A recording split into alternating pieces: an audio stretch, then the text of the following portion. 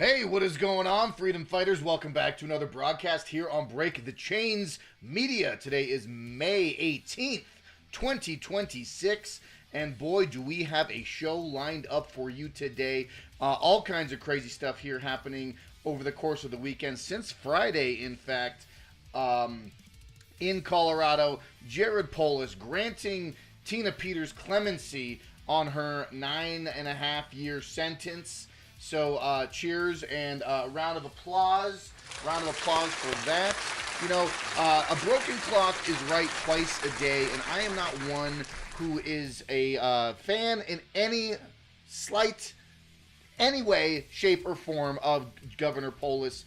But when you acknowledge something's injustice, when you acknowledge something is wrong, credit where credit is due. We are going to get into the whole Tina Peters and the whole Jared Polis, and the amount of salt mining that I accrued this weekend was absolutely outstanding. So we're going to get into all of that. And then, as it falls into the eve of the primaries in the congressional district in Kentucky, the MAGA cultists are in full force, pulling out all the stops they can to derail Thomas Massie and his campaign for re-election as an incumbent in the 4th District, I believe it is, in Kentucky. So you've got Lauren Boebert going out there. You got a lot of people repping for Massie. In addition to that, you also have a lot of smear campaigns, a lot of dirty tactics, a lot of scummy and vile behavior coming out of the out of our own Republican Party, and it's kind of showing you that there is a mirrored image to what's happening on a national scale, and quite literally a local microcosm of that happening locally as well here in Colorado. At least from what I gather and what's going on here in Colorado, I can see it. I can literally look at the two distinct things that are happening right now and say, yeah, that looks kind of fishy in Colorado, as well as what's happening nationally. And when I say fishy in Colorado, I am talking about the strange way that infighting and allegations and good old boy clubs and refusing to debate and the conversation regarding surrounding Victor Marx.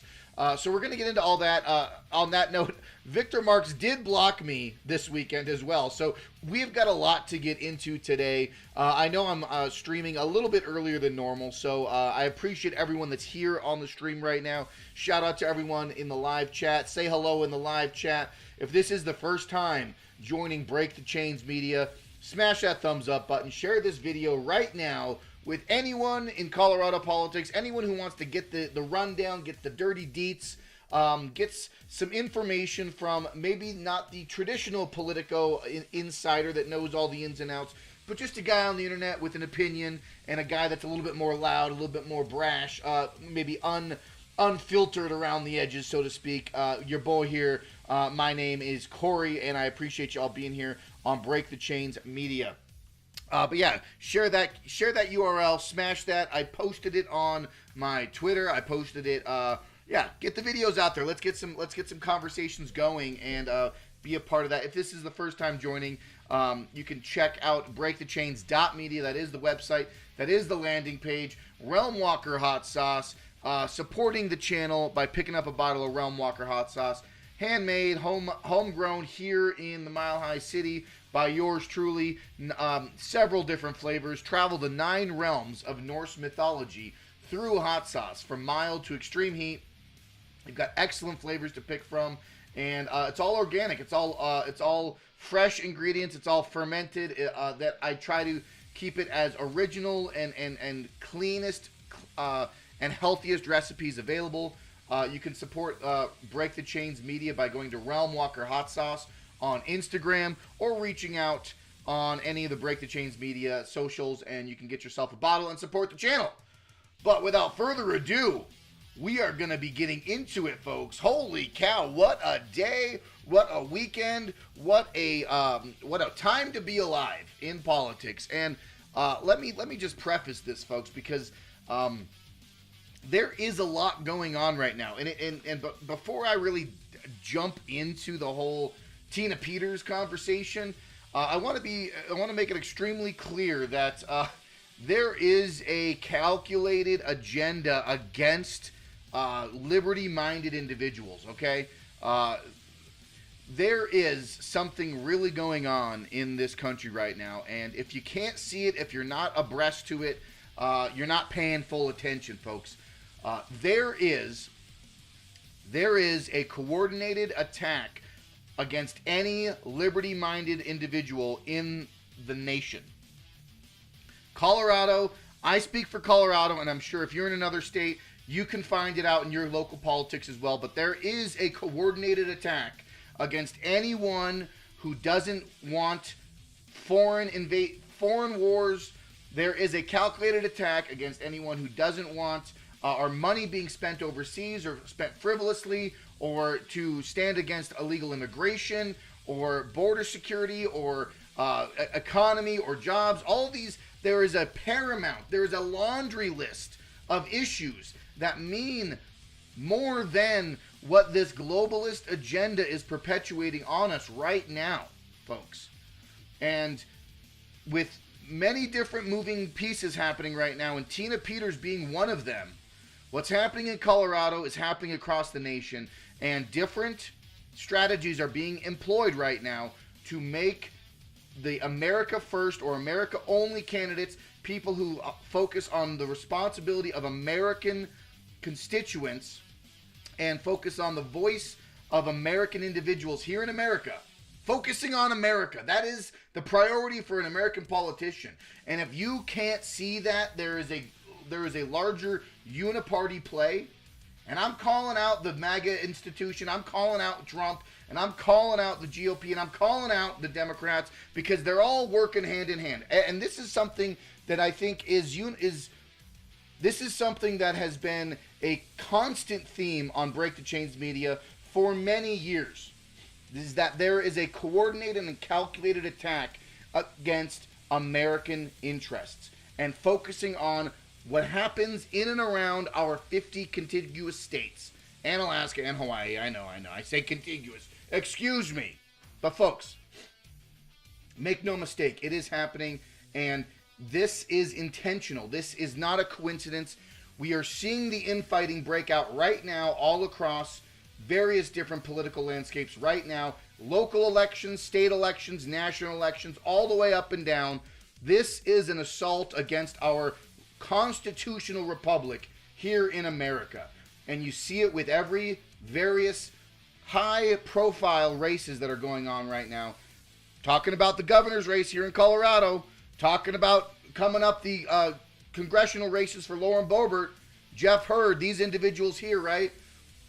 All of this is playing out. You see it playing out against Thomas Massie right now. So, with that being said, that's a little preface of what's happening here in America. And I just want you to be aware that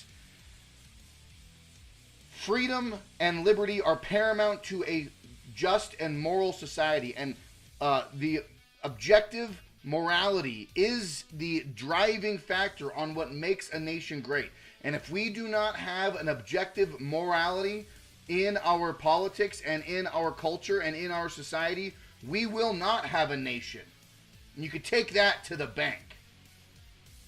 And with that being said, we are jumping right in to the news about Tina Peters. All right? Tina Peters was granted clemency by Jared Polis.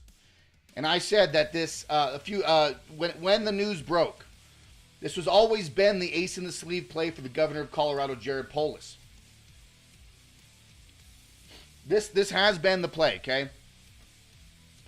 Jared Polis granting Tina Peters clemency. She's been in prison for over 4 years now, and Jared Polis came out on various different news platforms and spoke his reasoning as to why he gave her clemency. He did not commute her crimes. He acknowledged that what she did was wrong, and she acknowledged that she was still going to be holding on to those felony charges. But does this elderly woman, this Gold Star woman who has not had a track record of crimes in her history at all, deserves to have a 9-year sentence? And the predicating factor on all of his decision was based on the Colorado Court of Appeals decision that her sentencing was weaponized, and I'm saying the word weaponized is my own, that's my own term. It wasn't, that's not what Polis said, but Judge Boebert put her First Amendment rights on trial. Jared Polis recognized this. Jared Polis said that the rights of Tina Peters and her First Amendment was abridged, in fact took into question when Judge Boebert sentenced her. In the Court of Appeals decisions brought that up as well. So the fact that Jared Polis granted her clemency is an overall good thing, and a broken clock is right twice a day. But that being said, there is more at play here when it comes to that, folks. I did have something pulled up here regarding the decision. This here is from the New York Times. How a Democrat governor came to release an election wow. Let's try that again. How a Democrat governor came to release an election denier from prison. Talk about a eye-captivating headline, New York Times. Governor Jared Polis' decision to commute Tina Peters' sentence came after months of tense discussions, including one with President Trump.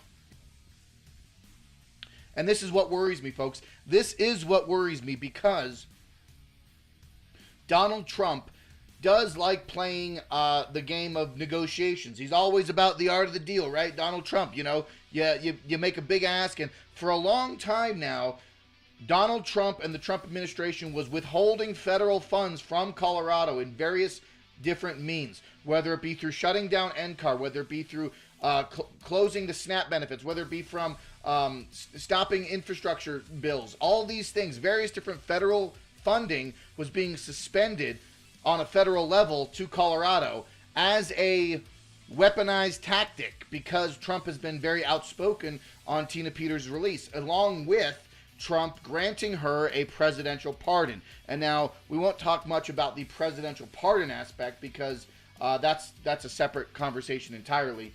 But the fact of the matter still stands is this worries me, because the DOJ has been investigating many different states regarding the election, regarding voter rolls, regarding unredacted voter rolls, and being an adherent to the HAVA requests and the National Voter Rights Act, all these different things tying in with our elections, right?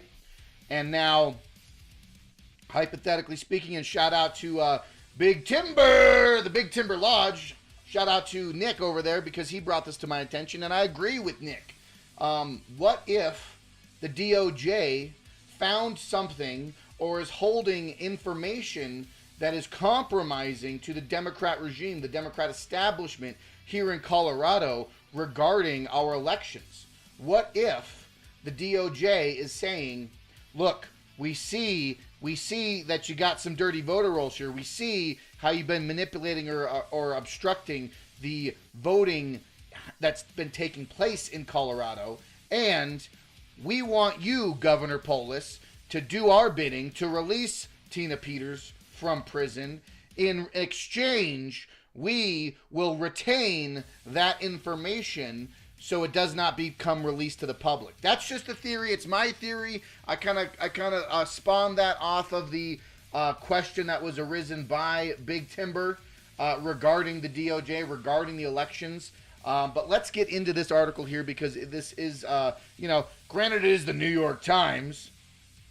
However, we could probably cut through some of this other stuff here. But I did want to actually address some of the points that Jared Polis made, and it's actually very valid points that he did make. So let's get into it. Governor Polis said he made his decision with no expectation that Colorado would be rewarded in return. His controversial move will likely help shape his legacy and political future when his second term as governor ends next year. So that being said, he's not expecting anything. This is all from a public perspective, right? Let's read back a little bit more. The governor's decision capped a showdown that battered Colorado with federal cuts and placed Mr. Polis in a political vice between a president willing to punish the state and Democratic allies who implored Mr. Polis to not cave to President Trump's demands. It all comes at another tense moment for the nation's election systems. Election officials continue to face threats. President Trump has installed election deniers in federal government. Please, New York Times, could you not be more unbiased? Or could you not be more biased in the way you're reporting? This is ridiculous. Oh my gosh. So, sorry, I'm going on a tangent right now, but I have a hard time even reading this article from the New York Times, not because it's the New York Times, but because they're just basic grammar issues. You never start a sentence with "and." Raise your hand if you learn that. Never start a sentence with "and," folks. This right here, not only that, they're saying Mr. Trump and Mr. Polis. They are elected officials. They do have titles other than Mr. Who the fuck wrote this? Sorry. By Nick Coruscantini and Jack Healy. Guys, figure your shit out. God, I'm sorry for swearing, but it pisses me off when I read this kind of crap. Moving right along. Let's go back to the sentence that starts with "and." And with the president and his allies started a coast-to-coast battle with Democrats over redistricting congressional maps ahead of the midterms. Folks, this here. So he defended his decision here. Let's read here because we can actually look at the clip too. I can pull up the clip as well if you guys want to watch Polis's clip. I actually probably will pull that up, but. In the interview, Governor Polis said he is neither pressure from Mr. Trump nor the warnings from fellow Democrats had swayed him. He stressed that Ms. Peters was not receiving a pardon and that her felony convictions would remain on her record. But he said that she was a nonviolent first-time offender, which is true, and that he believed she had received too long of a sentence, which is called this disparately harsh. Tina Peters has embraced dangerously incorrect conspiracy theories about election fraud, Governor Polis said, but he added those beliefs should not have any bearing on her sentence. And I agree. You have a right to say whatever you want to say, and that has no bearing on the sentence. That is the crux of Governor Polis's decision. A Colorado Court of Appeals threw out Tina Peters' sentence last month and ordered a resentencing, finding that judge in her case had violated her free speech rights. I was there in the courtroom when I heard the Court of Appeals breaking down this dissent, okay? It is not a crime in our country to believe that the earth is flat, Mr. Polis said. It is not a crime to believe voting machines are flawed. That is correct. That is an accurate statement. It is not a crime to believe things that the general public might believe, right? And now I will say right now that I do firmly believe that our elections are compromised, that our elections are rigged, that our system is broken, not just at a state level, but at a national level. We talk about mail-in ballots. We talk about electronic voting machines. We talk about rigging and skewing the positions in the polls in favor, and the Republicans use it just as much as the Dems. I would lean in favor that the Democrats have institutionalized this weaponization of the electronic voting systems. However, that does not change the fact of Governor Polis' decision on giving clemency to Tina Peters. In November, the Trump administration attempted to free Tina through the circuitous route, asking she be transferred to a federal prison custody, where Mr. Trump might have had an easier time securing her release. Local Colorado officials, Ms. Peters behind bars, Democrat Jenna Griswold, Secretary of State, wrote in a letter. Yeah, the whole thing, every single Democrat at the higher ups of Colorado were absolutely losing their mind.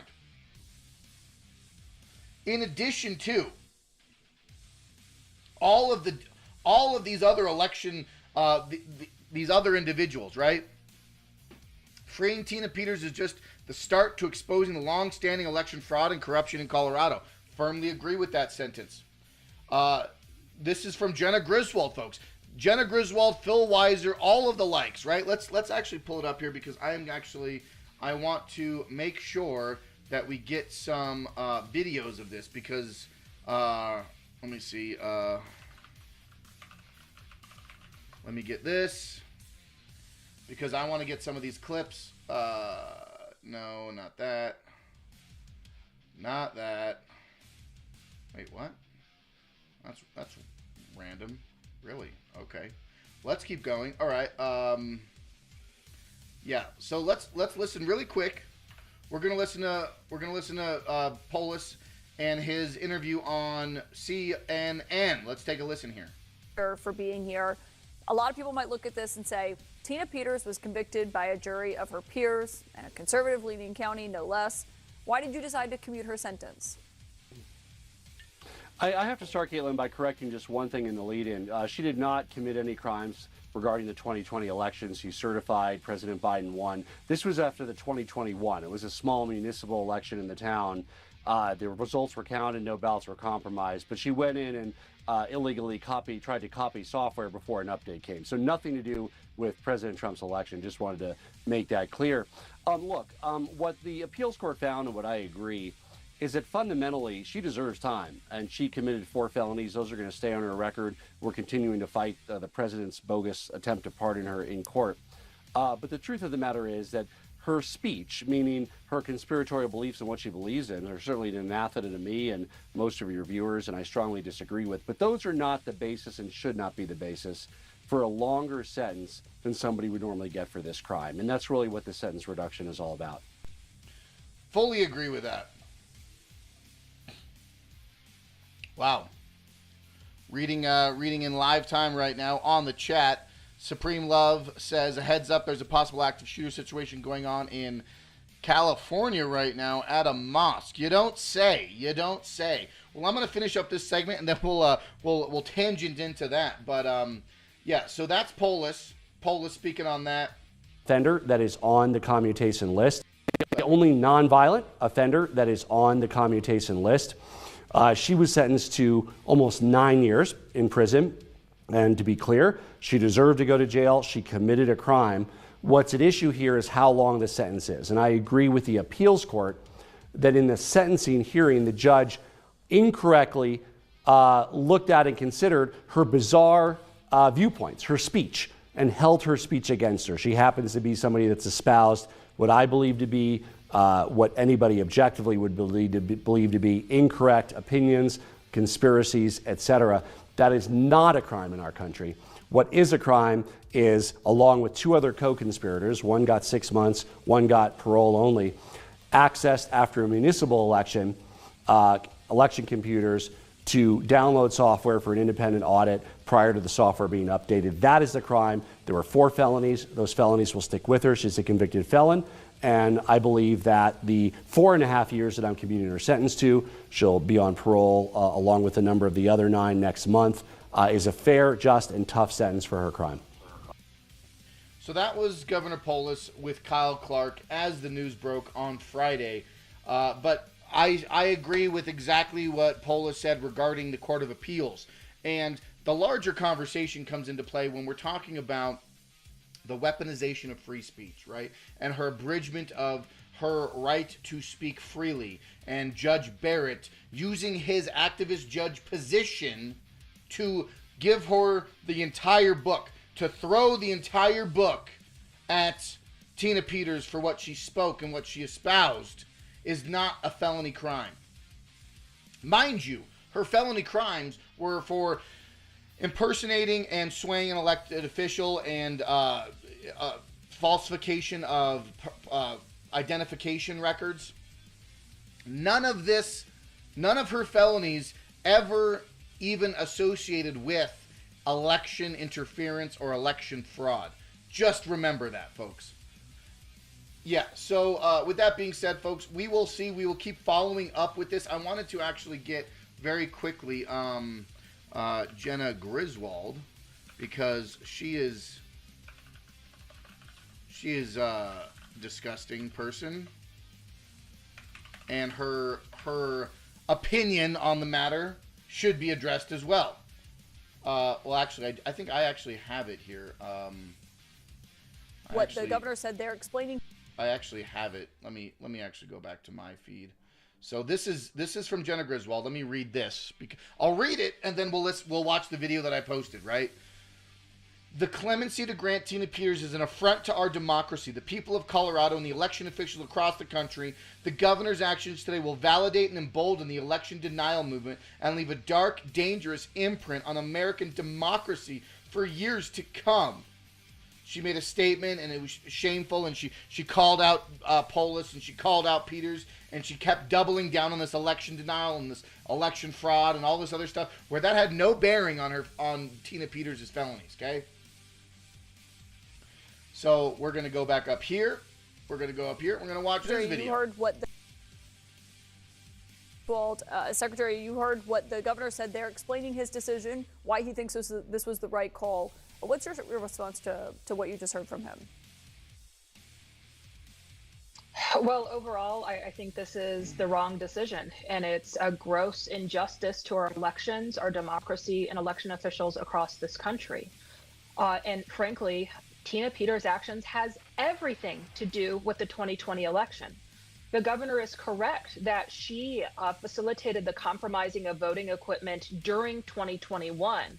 But make no mistake, the intent of her work was to try to prove Trump's big lie. And the Caitlin, big lie. to clarify, Tina Peters did not let Mike Lindell into the voting equipment. There was someone else. But she did take the images of the voting equipment.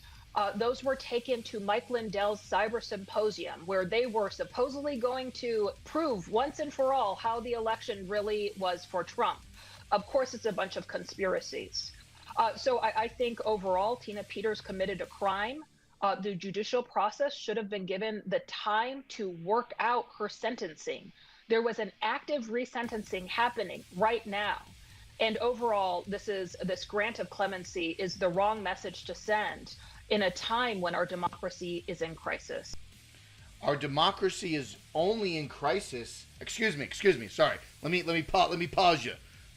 Our republic, our constitutional republic, is in crisis because of people like Jenna Griswold, people like Phil Weiser. Look at those SSR eyes, right? Those beady little eyes, and her actions and her words and how she defends and stands by her election integrity and this gold standard process of the elections that take place in Colorado. And she keeps framing this false narrative against Tina Peters, claiming that it's about the election, when in fact the felonies were stemmed from the impersonation factor and her using falsified documents to sway an elected official, that being Jenna Griswold. Not to mention the fact that Jenna Griswold was the one who released BIOS passwords, the one who covered that up, the one who hid it from state county clerks because she didn't want a media blitz to target her and her failed management of these BIOS passwords, right? That's a telltale sign. And she right now is freaking out because now her excuse me. Now her rhetoric can no longer be unquestioned, right? Okay, thanks, phone. This is the narrative. This is the Democrat narrative. Her and Phil Weiser and everyone else, all these Democrats reeling on social media about Tina Peters being freed by Governor Polis, is showing their hand, is showing their cards. And right now, you are going to witness just the beginning. This is just the beginning of what we will see unfold when it comes to a larger coordinated effort to control the narrative when it comes to the election integrity and the gold standard process that they always defend against, or defend behind, right? So much salt and liberal tears, we made a statue of Tina Peters. People losing their minds that Governor Polis is granting clemency is absolutely hilarious. The double standard, the hypocrisy, the weaponized judicial system, the corrupt election riggers, everything will be revealed. You can take that to the bank. Absolutely. Folks, this is just the beginning. There's a lot more to come.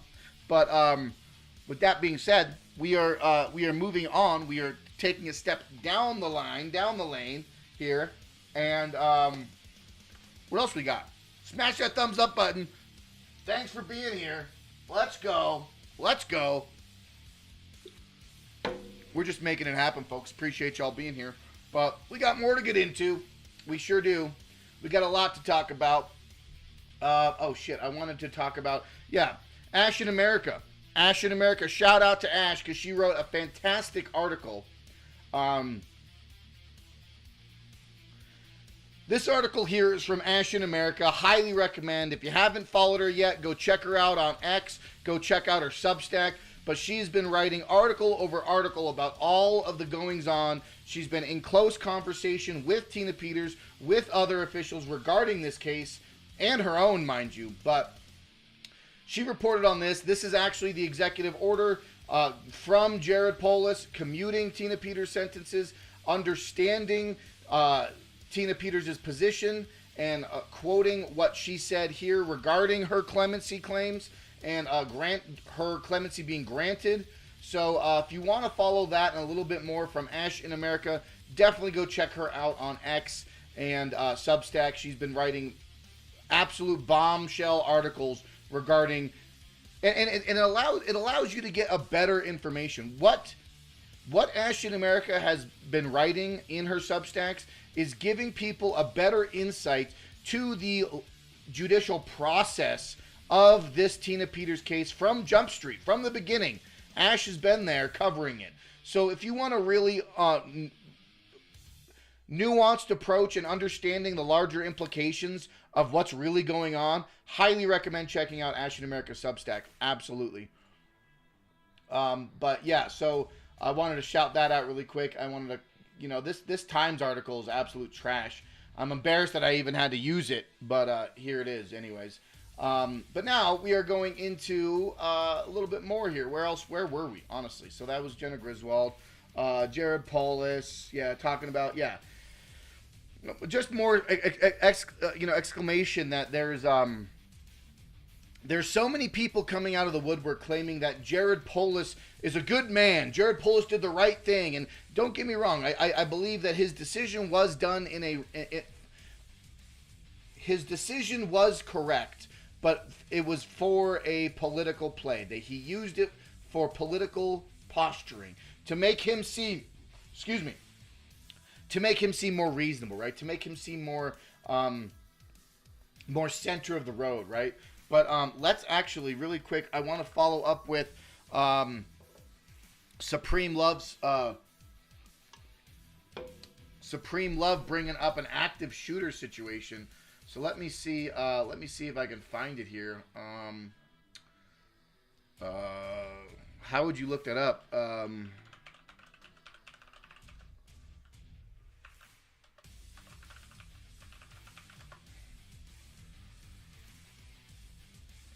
So let's take a look here. This is from Andrew Colvitz. Breaking news. Active shooter confirmed at the Islamic Center of San Diego, the country's largest. Police and the mayor have locked it down with massive response. School for the young children was on site and all kids evacuated. Reports of a gunman with automatic rifle facing security, but victim numbers still unconfirmed. We understand that police are responding to reports of an active shooter at an Islamic center in San Diego. Let's go to Chief Correspondent Jonathan Hunt in Los Angeles covering the fires. But this is another breaking story. What can you tell us so far on this, Jonathan? Yeah.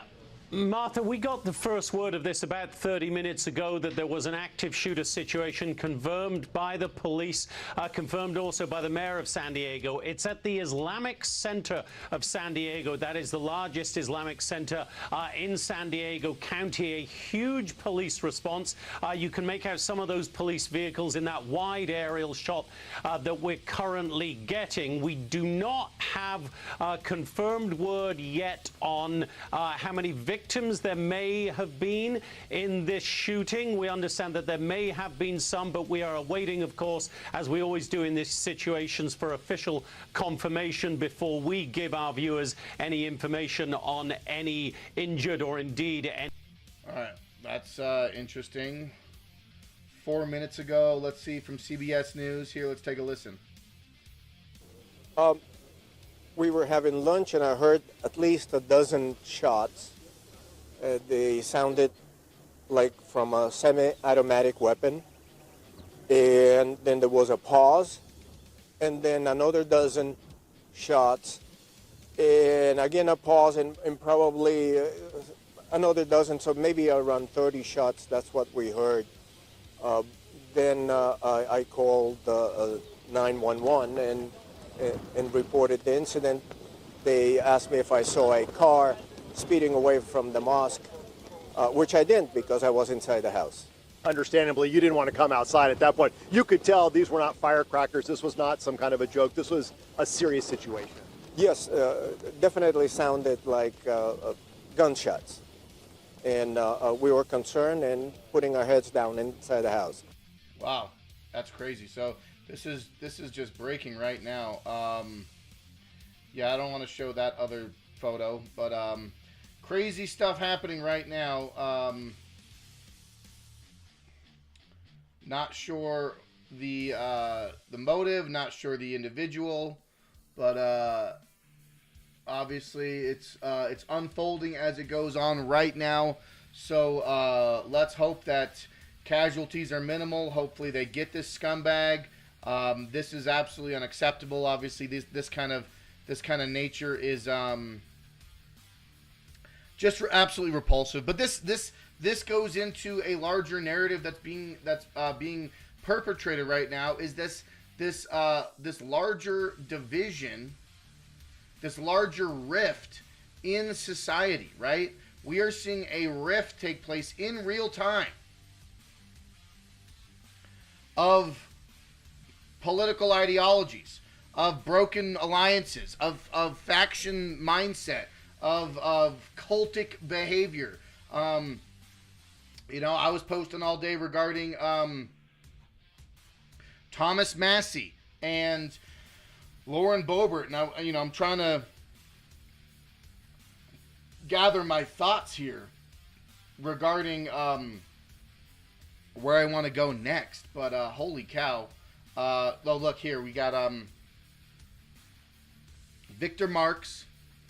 Victor Marks, that's we'll end our segment with Victor Marks, but I want to talk about what's going on with Lauren Boebert, with Thomas Massie, and just this general animosity against these individuals. Thomas Massie's race is tomorrow. It is taking place. The primary is taking place tomorrow.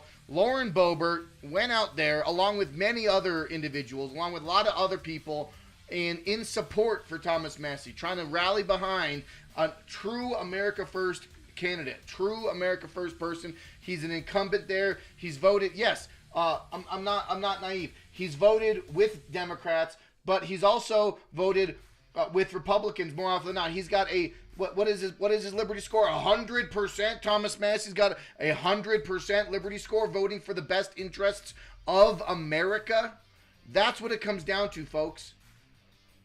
If Biden in the Biden administration, Thomas Massie would vote against Democrats or with Republicans if it was going to mean a better outcome for American citizens.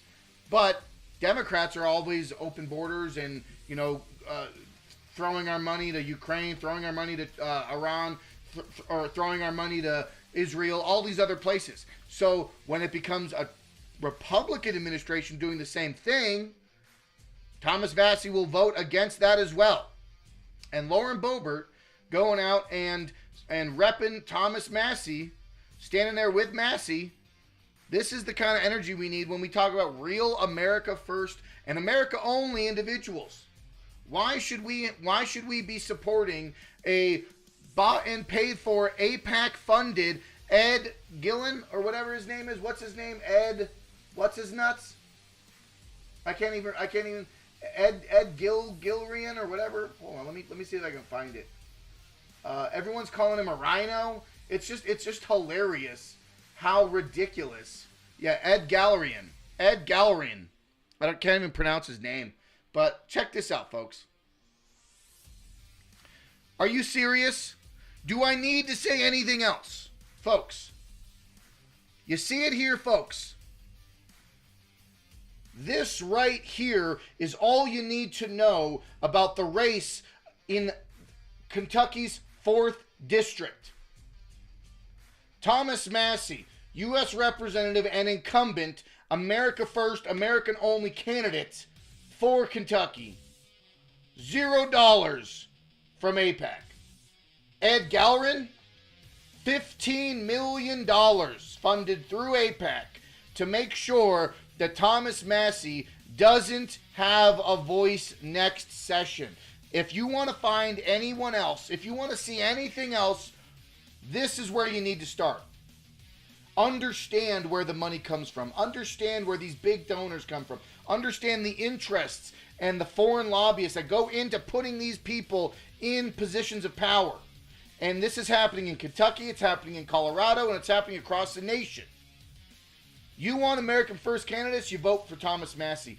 And that's exactly why Lauren Boebert stands with Thomas, and I stand with Thomas, and I stand with Lauren Boebert, I stand with Thomas Massie, and I stand with all these individuals who get an A rating on the Liberty scorecard. I mean, like, it's pretty straightforward, folks. The higher your Liberty score is, the more America First your policies and your positions and your platform is. You want globalism? You want Agenda 2030? You want uniparty? Vote for the people getting funded by international groups and foreign lobbyist campaigns, okay? See it right here. You were the chosen one, Donald. You were meant to destroy the deep state, not join it. I hate you. I hate you. Thomas Massie, a rhino, he votes for Democrats. I hate you, Thomas Massie. Yeah. That's the kind of, is that really the kind of president? Is that really the kind of administration you want? This is the internal fighting that the deep state, the uniparty, and the globalists thrive on. This is how we get totalitarian states. This is how we get a new world order. This is how we get corruption. Okay? Look at it. Thomas Massie. Simple, you get the Al-Shabaab over here, whatever his name was, I can't remember. I used to fight with Al-Qaeda in Iraq. Welcome to the White House. We should stop giving aid to Israel. Tell Miriam we need to make more. Tell Miriam we need more money to get rid of Massie. What else do you need to see, folks? I'm sick of foreign lobbyists pushing globalist and uniparty candidates. Let's take a listen here. Owen Schroyer knocks it out of the park. He makes he makes good sense of it. I'm not going to play all 7 minutes, but let's take a listen here from his perspective, because I agree with Owen. And let me know your thoughts in the comments below. Let me know your thoughts in the chat. But it really comes down to it, folks. Is it's all about the money. Where's the money coming from? Where's the interest coming from? How do we? And with anyone with eyes to see, can understand that this is how nations are destroyed, from within. Let's take a listen to Owen Schroyer. Paying attention to a small house race in Kentucky. Normally it wouldn't be a national story, and yet it's probably all over your news feed, and you can't help but hear someone else's opinion about it. So let me break it down for you. Thomas Massie, who is the incumbent, has the highest conservative score from Conservative Review. He constantly gets the highest Liberty scores from other ranking sites for congressmen and women, constantly scoring A's and A pluses for conservatism and for liberty. So it can't be his politics. When it comes to the voting record, Thomas Massie also has the most conservative voting record, but he's not a rubber stamp. He's not a rubber stamp for what the donor class wants him to do. He's not a rubber stamp for what the D.C. swamp wants him to do. He's a principled congressman, and so he only votes when his principles confirm it's a vote that he should have. Absolutely. Let me give you an example. Everybody's aware of what we call pork. So they write up a bill. And he goes into it, and I'm going to fast forward a little bit because he talks about the opponent. But then who is this Ed Gallerin guy? Yeah. Nobody's ever heard of him. That is until he was signed by AIPAC, the most powerful and influential super PAC for Congress that owns both sides of the aisle. Now, one thing that you're going to see as the foreign lobbyists and the foreign donor class is trying to get rid of Thomas Massie and get Ed Gallerin in, you're going to see, oh, well, why do these Democrats like Thomas Massie? Let me explain that. You see, this is now the most expensive House race in American history. There's two others in recent history that you may remember that are the most expensive now behind it. And that is Cori Bush's House race and Jamal Bowman's House race. Now, I certainly don't endorse those two politics, but why were those two races the most expensive until Massie and Gowron's race?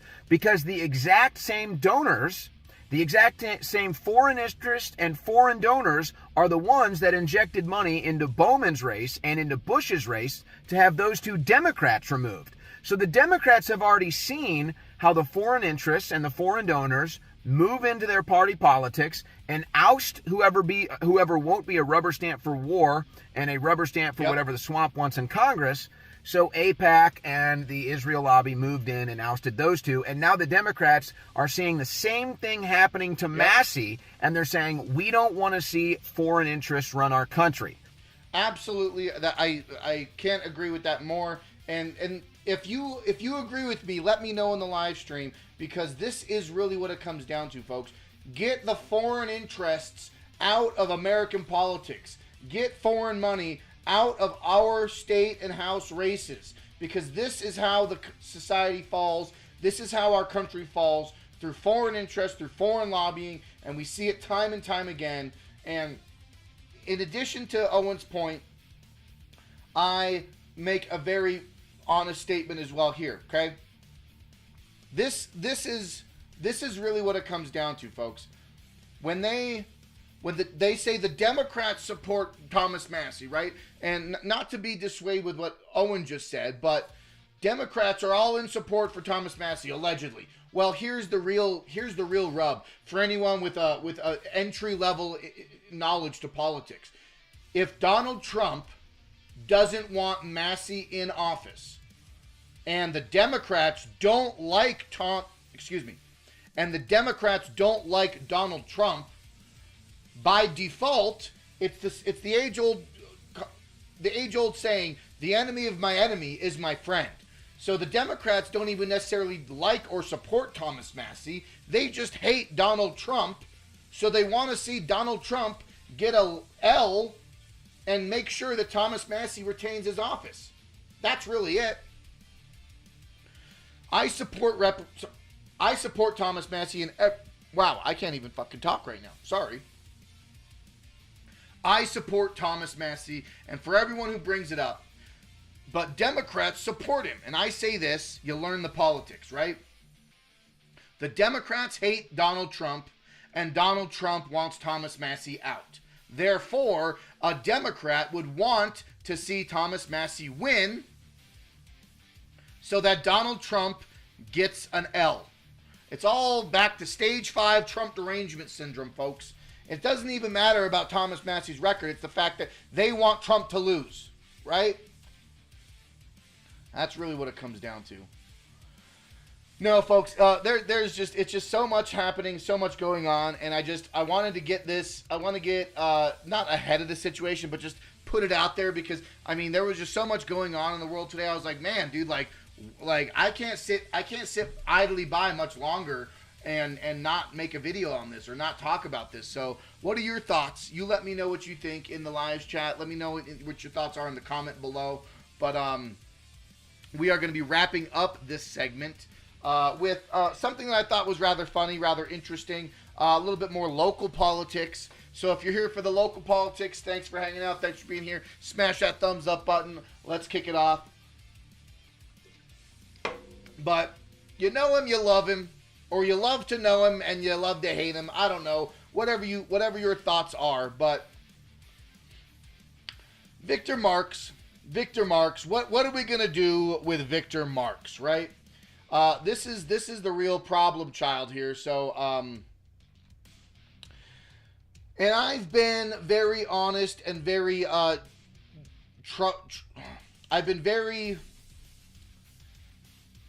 I have been very objective in my positions when I make stances against politics and political candidates. And I initially came out and I was excited to hear about the Victor Marks campaign when he announced for his run for governor here in Colorado. And as the months rolled on and as the months rolled by and we went through state assembly, and you see the attacks unfold, whether it be from third-party individuals or people digging up dirt on Marks, or people lashing out at Scott for not being for not raising enough money. You name it. It's just a vicious cycle, right? But I was trying to be pretty much in the middle of the road, trying to be non-biased and trying to be objective in my approach. So, this past weekend, Victor Marks and Michael Brown. So if you don't know him, Michael Brown, he is a talk show radio host on 850 KOA, and he was to be moderating a debate with the 3 gubernatorial candidates for the Republican ticket here next week. And Victor Marks was asked a couple questions via email from Michael Brown. Let me see if I can find it here. Great article, by the way. Michael Brown, highly recommend. Michael Brown just wrote this regarding the response of Victor Marks to his questions being asked. So, Victor Marks was asked several questions by Michael Brown. As any independent reporter, journalist, moderator, you want to gather information for your candidates, for your people who are going to be in the debate. You want to have some questions put on the table. You want to get some baseline knowledge of your candidates so you can ask these questions, right? Michael Brown submitted some questions to Victor Marks. Victor Marks thought they were a little offensive. Victor Marks thought he was attacking him and accusing him of this, that, and the other. Michael Brown asks about the memoranda of understanding, his martial arts credentials, the rescue operations, the Haiti operations, Gaza entry, West Bank, several different questions here. And it was all very up and professionally asked. And I think the most important thing that comes to mind, and this is what got me blocked, mind you. Okay? Actually, Michael Brown even retweeted my post. Where was it? Let me see where it was here. Right here. So I asked a question. I'm sorry. Excuse me. Let me rewind. Michael Brown asked a question to Victor Marks regarding his Democrat holding a fundraiser for me. Okay? Victor Marks said publicly that, quote, Democrats held a fundraiser for me. And Michael Brown asked Buddy Jericho to confirm that. And the email interaction transpired in this thread below. Long story short, Buddy said, look through Tracer, everything's disclosed, and we're not giving away any identifying information regarding these Democrats or these Democrat donors. Okay? And Michael Brown asks, it's a reasonable question to ask, right? All voters, Republican, Democrat, and unaffiliated, would love to know who, what, where, and when, and why this Democrat fundraiser took place. Voters look forward to you honestly and precisely answering the question. And I can assure you that the, quote, dangerous gentleman has nothing to fear from questions I will pose at the debate. Hoping that Victor Marks still attends the debate. And as it stands right now, I do believe he rescinded his invite and he no longer is going to show up for yet again another debate. Let's take a listen. Let's take a listen from his campaign manager, or what's her name? Flick, spokesperson for the Victor Marks campaign. Let's take a listen. Sorry. My name is Rachel Flick, spokesperson for the Victor Marks campaign. Victor Marks accepted the May 26th Centennial Institute debate at Colorado Christian University in good faith. He was preparing for it and looking forward to a serious conversation with Colorado voters. But we later learned that one of the moderators, Michael Brown, had publicly taken a position against this campaign. His KOA broadcast made that clear, and his direct communications with our team made it more clear. Mr. Brown told an Army combat veteran on our staff to man up and answer his questions. He also sent the campaign a demand letter requiring extensive records before the debate, warning that our response or silence would be used against Victor on stage and on air. This is not normal moderator conduct. Moderators are supposed to create a fair forum for voters, not act as hostile participants in the race. Sure. Michael Brown disqualified himself through his own words and actions. Coloradans deserve an honest stage, not a predetermined one. Victor will still be with voters on May 26th at Phil Long Music Hall in Colorado Springs at 6 p.m. Details are on the campaign website. He's also looking forward to the 9 News debate with Kyle Clark on June 2nd at the University of Denver, televised statewide. Look, Colorado voters deserve honest conversations. That is exactly what Victor Marks and our campaign are committed to delivering. Seriously? They're going to go off? They're going to end with that sentence? That's on that Victor Marks and his campaign are committed to delivering honest conversations when you dodged now upwards of almost 8. I think we're sitting at 8, maybe more debates, folks. And then, so with that being said, your boy right here, I simply commented this. Michael Brown's asking the real questions. This is a totally reasonable question to ask a Republican campaign about regarding Democrats holding a rally for a GOP nominee. Verifying that information would indeed be groundbreaking political news for Colorado. Michael Brown retweeted that, okay? And guess what I get? You know, and that's totally fine. I have no problem with being blocked by Victor Marks. I am officially blocked by the Victor Marks campaign, and it's not just about me, folks, because there have been hundreds of other individuals who have the same outcome, who have the same thing that took place. I'm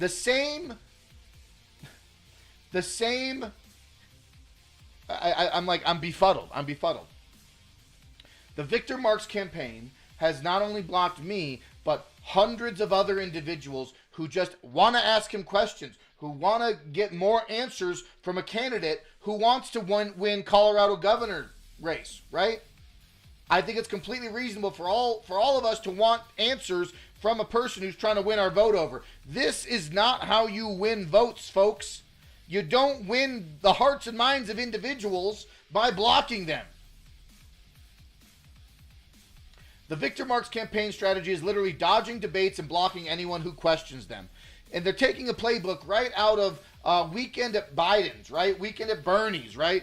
It's out of the 2020 Biden campaign. And it's just laughable, folks. And I made this post. I thought it was rather hilarious. I figured it out. Victor Marks is playing a PlayStation game, and he thinks X is to block. Right? Right? Come on. Y'all like that. Come on. No, I think that's pretty funny though. But you know, and then I got in a back and forth with some other individuals this morning regarding Victor Marks' campaign and Ryan Schuling being invited over there. And that's the other thing that's interesting is that a lot of people that it seems all the interviews that Victor Marks takes and Victor Marks actually agrees to are people who go to his compound, people that go to his controlled environment with his camera, with his setup, with his platform. Everything has to be on his time with his entourage of individuals. Now, if you want to talk about controlling a narrative, that's pretty straight, cut and dry right there. If Victor Marks wants to win the voters of Colorado over, he should be beating pavement, being out every day on the streets, talking to people, shaking hands, kissing babies, making an appeasement, making a stand, trying to win over these voters. Now, get into the conversation about money, get into the conversation about foreign interest, you get into the conversation about, you know, what's the bigger strategy at play, okay? And this is where I'm coming from, folks, is that I have heard allegedly that his campaign strategy, this is all through the grapevine, this is on alleged claims that his campaign strategy was to dodge all of the primary debates up until the midterm election here in Colorado for the gubernatorial candidate for the GOP. Okay? He wanted to avoid all confrontation with any of the other candidates because he thinks he just has it in the bag. He already won, right? Victor Marks already won the GOP primary, so he doesn't have to debate these other people. Now, we can have the conversation about Kirkmeyer and how she's a corporatist and how she's too weak of a candidate to actually stand with Republican conservative values, and she'd rather make deals, and she'd rather side with Democrats and these communists, these cultural Marxists, more often than not. And that's how we got to the position that we're in right now, is by making concessions and agreeing to these communist tactics. If we don't make a stand for conservative values, for principled moral reality and objective moral truth, if we don't stand with that, then we don't have anything to stand on, folks. And on that note, talk about Scott Bottoms. He's principled, he has passion, he has a track record, he's going to stand up to the communist agenda. He's standing up against the cultural Marxists in the state house and statewide. He has the platform. But he doesn't have the voter base. But he doesn't have the political zeal, the appeal, right? He doesn't have the online momentum. He doesn't have the money in the bank. There are a lot of things that Scott Bottoms' campaign is missing on a logistical level, right? On a policy and ideology level, he knocks it out of the park. Okay? On logistics and fundraising and campaigning, he doesn't hold a candle in comparison to where Victor Marks' campaign is. And that brings me back to a full circle of, well, if you got enough money, you just win, right? If you got enough money like Ed Gallerin running against Thomas Massie, you're just going to win the candidate. You're just going to win the campaign because you got millions of dollars backing you, right? Who needs good policy when you just have enough money to shut up your opponents? When you have enough money to silence dissent, you can block all of your haters, you can block all of your detractors on social media because it doesn't matter because you got all the money, right? That's the strategy that Victor Marks is playing right now. Here's the thing. Victor Marks' campaign strategy is allegedly to avoid all primary debates. Here's the thing, folks. He is not Trump. Remember how Trump avoided the GOP debate in 2024? He said, I don't need to do it. I don't need to debate against DeSantis or anyone else. I'm the incumbent. I will win. And sure as shit, he won. Excuse my French. Okay? The fact is that Trump had a first term as president. Trump was arguably the GOP incumbent. He was president for 4 years. He had a plan. He had an agenda. So why should voters think anything otherwise? They all rallied behind him. The GOP rallied behind him, and he became the political candidate for 2024 presidential race, right? Well, Victor Marks isn't Trump. He's not an incumbent, no political experience, and he has no strategy to fix Colorado. Not debating in the GOP primary is exactly the kind of behavior that a Dem would want. A Democrat would want this kind of person to run for office, right? They would want Victor Marks not to debate Kirkmeyer or Bottoms. They would want him to be quiet about his past. They would want to be quiet about all the dirt that people are bringing up every single day. So that way, when Victor Marks potentially wins the primary, then he goes up to debate against whether it be Bennett or Weiser. Then Bennett and Weiser have a fully loaded ammunition stockpile ready to throw against Victor Marks. When we're talking about all of his shady past, we're talking about Haiti, we're talking about his campaign, we're talking about his defending of sex trafficking and human trafficking, right? And the alleged gun running with Corby Hall or whatever else have you, with the talking about Israel connections, you name it. All of these things would be cannon fodder for the Democrats to throw on Victor Marks into the general election, therefore completely torpedoing his chance to win the governor's race in the general election here in Colorado. This would be an easy Democrat layup, with Bennett and Weiser both being undesirable to most Democratic voters here in Colorado. With that being said, it's very interesting how the internal politics of Colorado are playing out. It's very interesting how Colorado politics are quite literally almost a one-to-one microcosm of what's happening on a national scale. You look in your local politics and you see, I'm sure you could find something that's very similar and rhymes and runs the same way that we're seeing right now with national politics. Big money coming into small races to put establishment people in positions of control, positions of power, and then they got them on a leash. Then they got them controlled, right? That's how our nation falls from within. That's how our nation falls from inside. Because of internal fighting, because of big globalist donors, Agenda 2030 donors, uniparty donors. That's how you get corruption in Colorado and in America.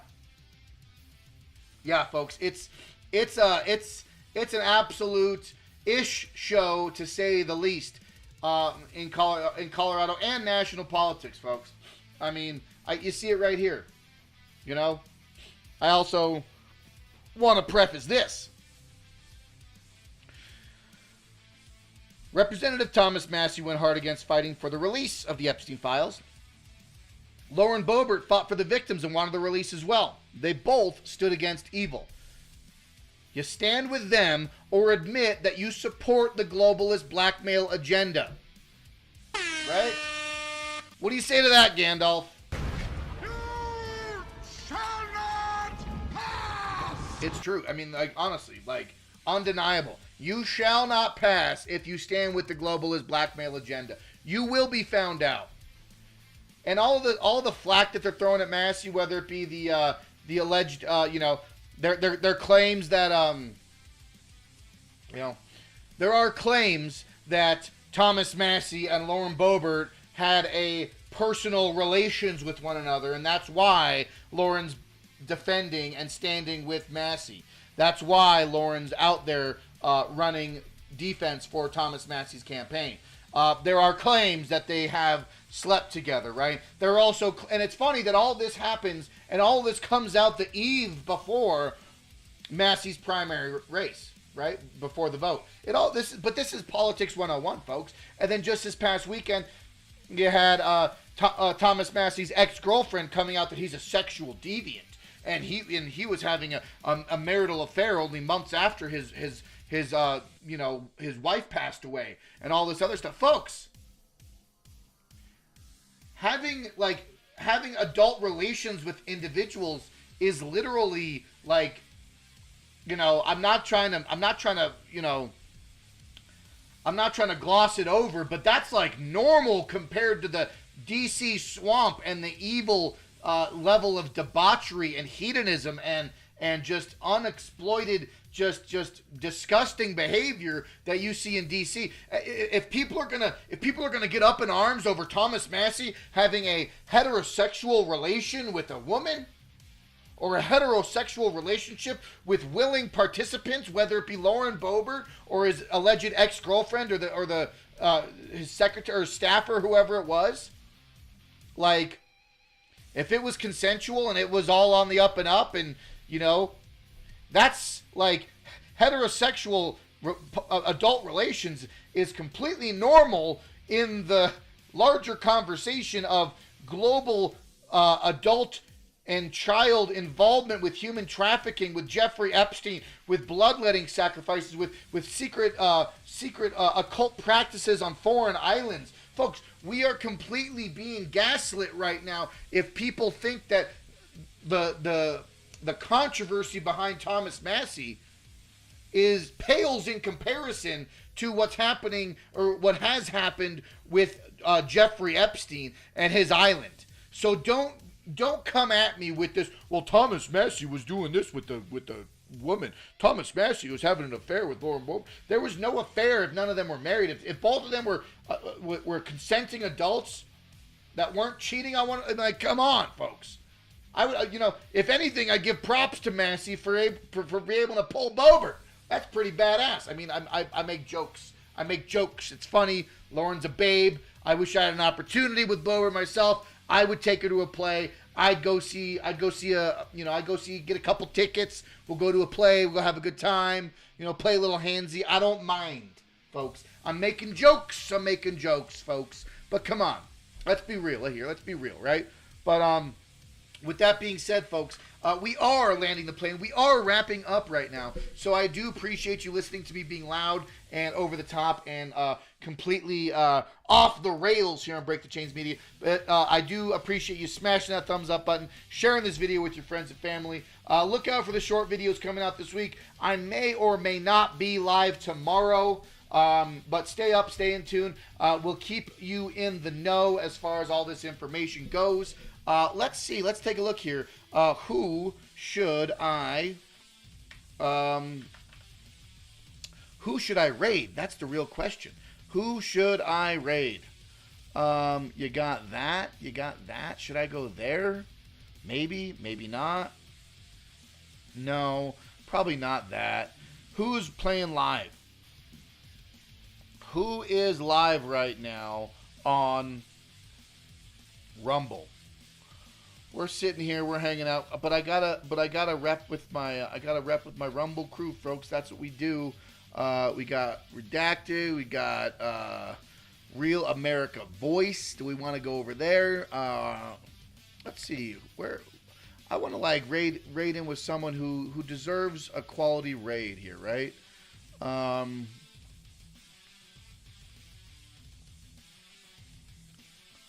Let me see. Is this on right now? Yeah. We'll go to the legend, the man, the myth, the legend, Big Bear himself. You can't get enough of him, honestly. He's a great dude. Gotta love, gotta represent my boy Owen Benjamin. So we are going to be raiding Owen Benjamin. Folks, I appreciate everyone being here. Appreciate everyone checking out the stream. Follow Break the Chains Media on all social media platforms. Facebook, YouTube, Rumble, Instagram. Find me on X at Break the Chains M. But without further ado, fight for freedom and never give up.